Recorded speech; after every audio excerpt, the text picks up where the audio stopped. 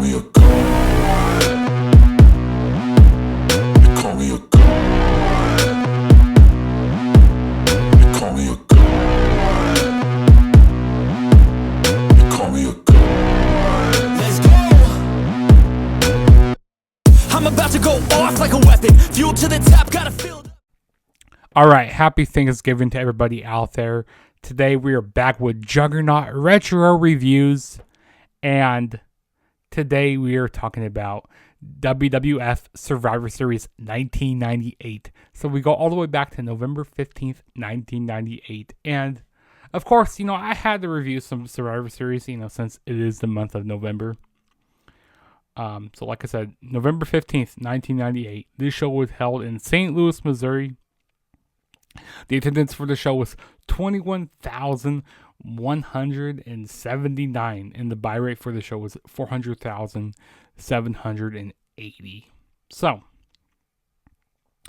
and the tagline for the show was Deadly Games, and they were doing a tournament to crown a new WWF champion at this time because the WWF title was vacated at Breakdown 1998 in a triple threat match between Undertaker, Kane, and Stone Cold, which Undertaker and Kane both pinned Stone Cold, so that's how the title became vacated. And then at Judgment Day, the October pay-per-view, Stone Cold was a special guest referee, but he wasn't following Vince's rules, so everything just got thrown out there, and then Stone Cold got fired. Quote unquote got fired, but then Shane brought him back, and they signed Stone Cold signed a 5-year deal with WWF. So they were doing a tournament here to crown a new WWF champion, to find a new corporate champion.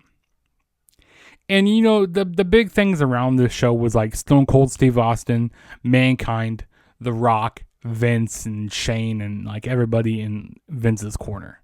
That's what this whole show revolved around. Now, if you're expecting to see a great tournament on this show, a great tournament for this title, you're sadly mistaken, because this is definitely some Attitude Era-esque type booking, Vince Russo type booking during this time. Your typical Attitude Era stuff, your crazy, wonky finishes. But, it worked. It worked for this show. It was a fun tournament, even though the wrestling on the show wasn't that great. It was still fun to see everything that went down, and, like, the finishes were actually pretty creative. And we're not going to go by match with all these tournament matches, because, like I said, a lot of them didn't really matter a whole lot. But the tournament ended coming down to, in the finals, it ended up being Mankind and The Rock. And we'll talk about the Stone Cold stuff here in a little bit. But, yeah, The Rock and Mankind. This was definitely an underrated match on the show. And kind of looking back at it, you could kind of see them planting the seeds as them making The Rock as the corporate champion here. And The Rock, he was getting really good, like, babyface reactions, throughout the night, coming out like 4 times throughout the night. Like, the crowd was really reacting to him very well. And then Mankind, he was, being off the rocker, and, he was also calling Vince Dad, which I thought was kind of hilarious throughout the night. But the match between Rock and Mankind, it was very entertaining. There was one point where Mankind, he picked up the steel steps, and The Rock, he had a steel chair and slammed it on the steel steps of Mankind, and then Mankind was under the steel steps. That was a pretty clever spot in the match.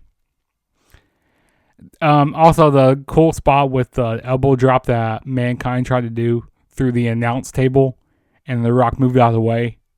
And you saw Shane's reaction. Shane goes like, "Holy shit, dude, that was crazy." So I thought that was pretty cool. Like, Shane McMahon goes like, "Man, this guy is crazy for taking all these spots." But years down the road, Shane will be taking even crazier spots than this. Yeah,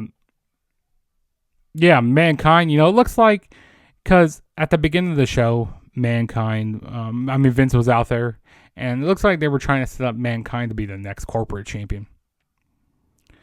But the whole thing, happened here. It was like a screw job from, the previous year, from 1997, which, it's unfortunate for Brett, but that made, the previous year, it made the title more important because you had all those people to try to stop, Brett from taking the title with him, trying to leave with the title. They had to do everything last year to keep the title in the company. So it made the title seem more credible, but technically, right here you had another screw job. You had The Rock put in the sharpshooter, and the referee, Vince asked for the belt to be rang. And then after the match, Mankind goes like, The Rock's a good wrestler and all. He's an amazing wrestler, but he didn't make me submit, or I didn't get pinned. And then Vince says, "You just don't get it." And then The Rock just nails him with the title belt. And it looks like The Rock, he said that he'd rather kiss the people's ass than kiss Vince's ass. And this was prior to him being a heel and stuff. But like I said, planting the seeds throughout the night to have Rock be the corporate champion, you can definitely see that, looking back at it. But yeah, so they made The Rock the champion. Try to do anything to keep Stone Cold from winning the title belt. So, to start off the night, like I said, they had a Mankind. He beat Dwayne Gill, which was a guy from WCW. He mentioned WCW on the show, which you don't really get that a whole lot. Stone Cold, he beat Big Boss Man it was by a disqualification. Beat Big Boss Man, so Stone Cold went on to the next round. And then Stone Cold, he ended up getting the bye because Steven Regal, which is William Regal, and X-Pac, they ended up in a double countout. So McMahon, Vince McMahon was very upset. So he was upset that Stone Cold got a bye. The Rock, in his first round match, he ended up, Big Boss Man got back in the tournament. The Rock rolled him up, 1, 2, 3, got a small package on him, quick right there. The Undertaker and Kane, that was a terrible match in that first round. That was bad, one of the worst matches of the tournament. Also, I want to talk about Mankind and Al Snow. Mankind ended up finding Mr. Sacco was on the mannequin head of Head, which I thought that was interesting. So Mankind ended up beating up Head throughout that match. What else? And then in this was it the semifinal? Yeah, the semifinal match, we had Mankind and Stone Cold.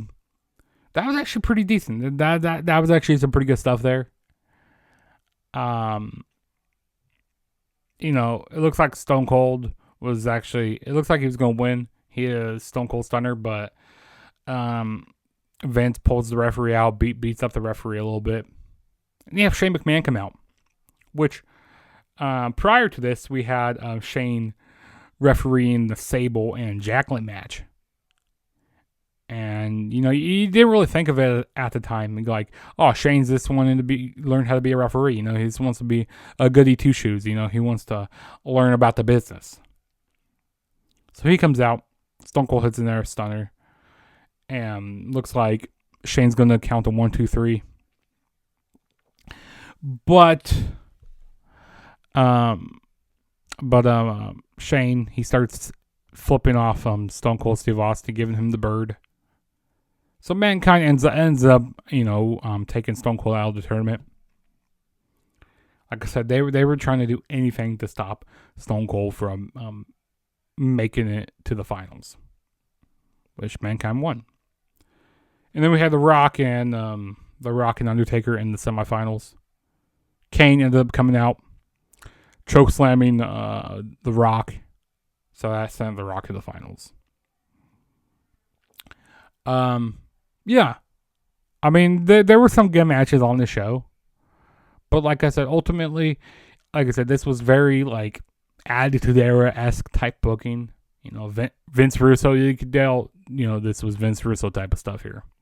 Which Vince Russo was booking at this time. But definitely, you know, there are some decent matches on here. Like, I would say the main event, you know, very, very entertaining. You know, it's definitely revolved around more about the characters and stuff here. And like with Mankind, The Rock, Stone Cold, Shane McMahon, Vince. If he didn't have these good characters, I don't know if this would have worked. I really don't know. Like over the edge type of booking here. Over the top booking.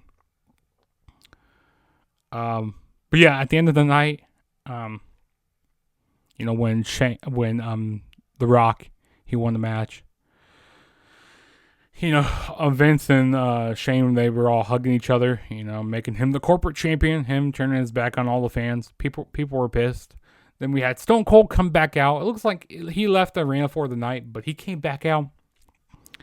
And he had a little brawl between Stone Cold and The Rock. The Rock ended up getting a stunner from Stone Cold. And then Stone Cold gave one to Mankind as well. You know, basically telling Mankind to get his head out of his ass. And you definitely saw the seeds planted that Mankind was going to be doing a babyface turn. With everything with like Mr. Socko and all that. But they really needed to establish The Rock as a big heel. Because, you know, he hasn't had that big babyface run. So going like from the rest of 98 into like, you know, 99. You know, they were establishing The Rock as this big world champion heel. And also during this time, Triple H was out with a injury, I think a knee injury at this time. So The Rock winning the championship before Triple H is quite something there. But yeah, that was Survivor Series 1998. I definitely recommend checking out this show. It's definitely like some peak attitude era type of stuff. Like I said, not the greatest wrestling on here, but it's more about the way, you know, they book the show. It has you on the edge during the whole time, has you on the edge of your seat during the whole show, which is fun. So I definitely recommend checking out Survivor Series 1998, checking out the whole show, seeing the whole tournament.